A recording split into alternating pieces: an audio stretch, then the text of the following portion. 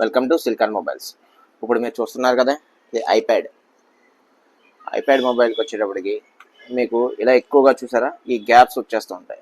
ఇవి దేనివల్ల వస్తాయంటే లోపల ఉన్న బ్యాటరీ ఉబ్బిపోవడం వల్ల ఈ డిస్ప్లే అనేది పైకి తన్నేస్తుంది. చాలామంది ఏంటంటే ఓన్లీ డిస్ప్లే ఊడిపోవడం అనుకుంటారు, కాకపోతే ఇది డిస్ప్లే ఊడిపోవడం కాదు, బ్యాటరీ మీకు తన్నేస్తే ఇలా బయటకు వస్తుంది. చూపిస్తాను చూడండి. ఇది చూసారా, ఇలా బ్యాటరీ మొత్తం స్వెల్లింగ్ అయిపోయింది అనమాట. ఇది ఇంకా అలా యూజ్ చేస్తే ఏమవుతుందంటే డిస్ప్లే డ్యామేజ్ అన్నది అవుతుంది. దీనికి మనం ఏం చేస్తామంటే ఓన్లీ బ్యాటరీ మాత్రమే మనం రీప్లేస్ చేయడం అనేది జరుగుతుంది. మీకు సర్వీస్ సెంటర్లో ఏంటంటే ఈ బ్యాటరీ ప్లస్ ఈ మిడిల్ బాడీ మొత్తం సెట్ అంతా కలిపి వస్తుంది.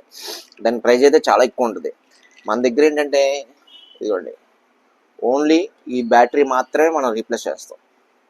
జెన్యున్ పార్టే, డూప్లికేట్ అయితే కాదు. జెన్యున్ పార్టే మనం తెప్పించి దీనికి రీప్లేస్ చేసి అయితే ఇవ్వడం జరుగుతుంది.